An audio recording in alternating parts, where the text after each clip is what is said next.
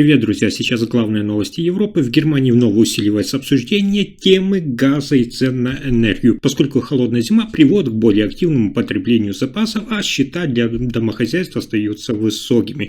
Во Франции продолжается важный политико-правовой процесс, связанный с делом Марин Ле Пен, который уже влияет на расстановку сил перед выборами 2027 года.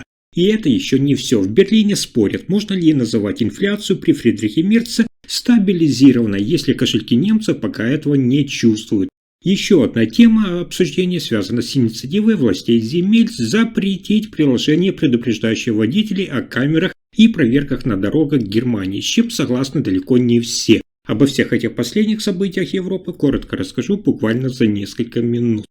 Итак, в Германии вновь усилилось обсуждение вопросов, связанных с поставками газа и ценами на энергию. После отказа от российских поставок газа, напомню, в 2022 году страна начала получать газ из других источников, но риски остались. Зима началась холодно, потребление газа в последнюю неделю декабря выросло заметно выше прошлогодних значений, что, по оценкам экспертов, может привести к более быстрому сокращению запасов при сохранении холодной погоды. Сейчас запасы в хранилище заполнены лучше, чем предыдущие тяжелые зимы после прекращения поставок из России, однако страны Евросоюза остаются чувствительными к погодным факторам и колебаниям цен на спотовом рынке в случае экстренных условий. Люди уже начали испытывать последствия, несмотря на то, что Германия отказалась от российского газа. По данным отраслевых источников, для миллионов домохозяйств расходы на отопление остаются довольно-таки высокими. Аналитики подсчитали, что отопление квартиры площадью 70 квадратных метров в 2025 году обходится примерно на 15% дороже, чем годом ранее. Среди причин это дорогой импорт сжиженного природного газа СПГ и снижение транзита по трубопроводам.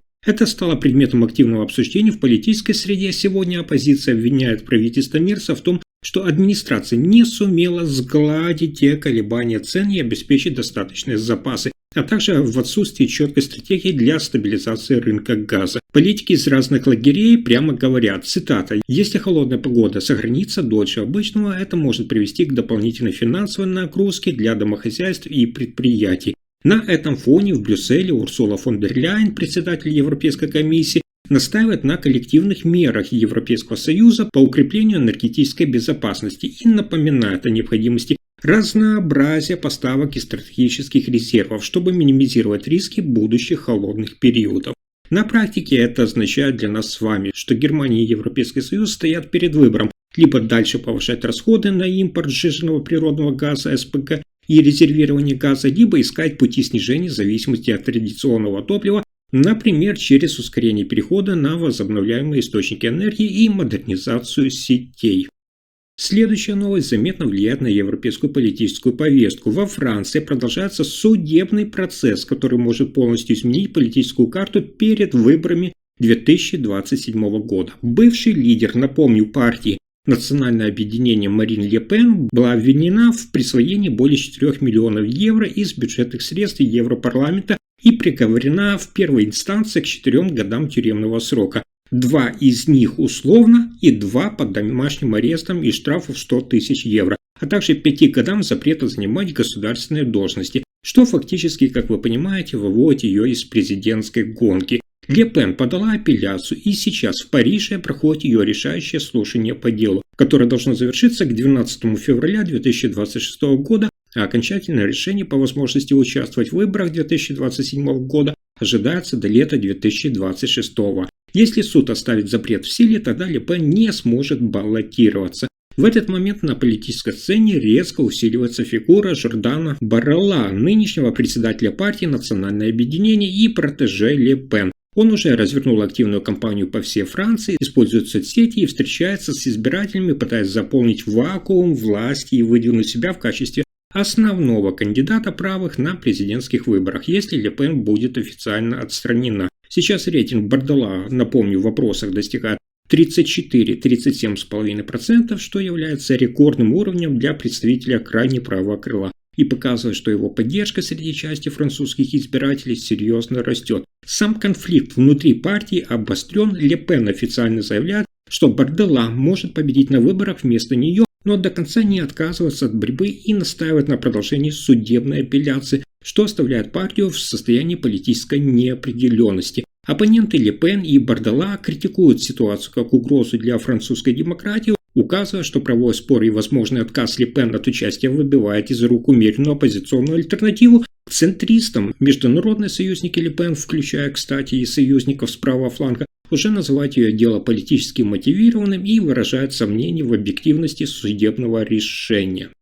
Следующая новость связана с обсуждением курса канцлера Фридриха Мерца. В Германии сегодня уровень инфляции в 2025 году составил, внимание, 2,2%, согласно официальным данным Федеральной статистической службы. Это выше целевого уровня, но ниже показателей предыдущих 2 лет. Инфляция замедляется, но остается заметной для домашних бюджетов и ценового давления на бизнес.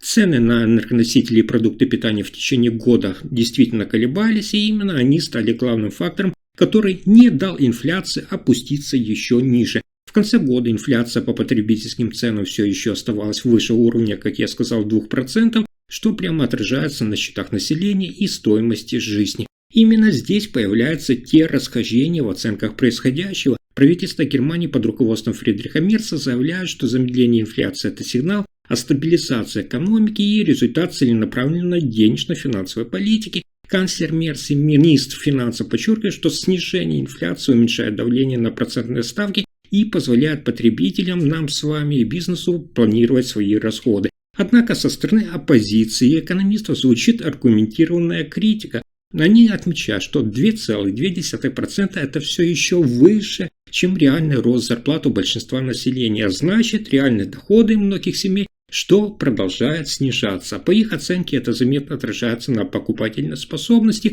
особенно у людей с низкими и средними доходами. Оппозиционные экономисты прямо обвиняют правительство Фридриха Мерца в том, что заявленное успокоение так называемых цен не чувствуется в повседневных расходах граждан, которые продолжают покупать продукты и услуги по заметно более высоким ценам, чем 3-4 года назад. Конфликт усиливается на фоне роста критики банков и предприятий. Сегодня представители ряда отраслей указывают, что инфляционное давление остается, и это сдерживает инвестиции, замедляет рост производства и снижает покупательский спрос.